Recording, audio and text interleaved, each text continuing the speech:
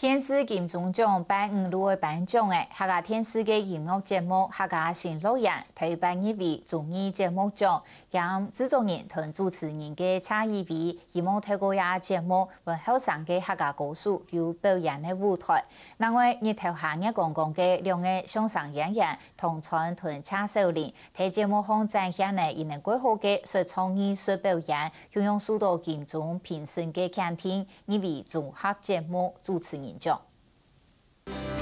头来过，爱上，从头来过，爱上，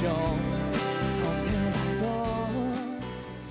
啲音乐节目客家新乐园当中，金曲歌王车依维同歌手彭嘉怡两个主持人表现到同调达，甚至有动人的节目内容，受到金钟评审的中意，依为今年的综艺节目奖。客家新乐园亚集节目，特些都有请毛强用2位嘅歌手来演出，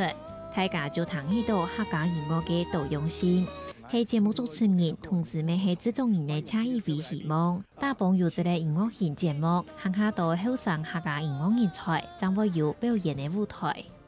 我始终要求主流嘅音乐歌手来参加。本地较丰富，我记得其实唔系唱客家歌曲，上节目嘅时间呢，不记得磨练一啲嘛，练到好才来唱歌。你係一個非常好嘅優質嘅舞台，本老中青三代嘅客家音樂表演者，一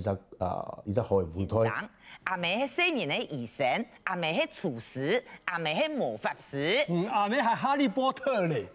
唔講係唱魔法師嘅，唔係講唱天影三太子。唉，兩三年一撒講一撒福，節目一條行一公共嘅兩個盤沙樹演員，一條歌同一公子，再演精彩嘅盤沙樹大嘴鼓演出。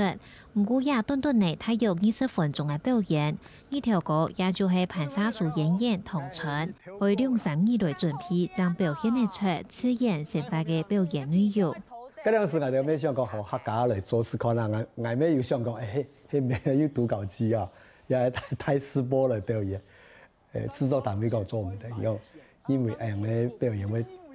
唔上通啦，只要劇本寫出來啊，我就絕對要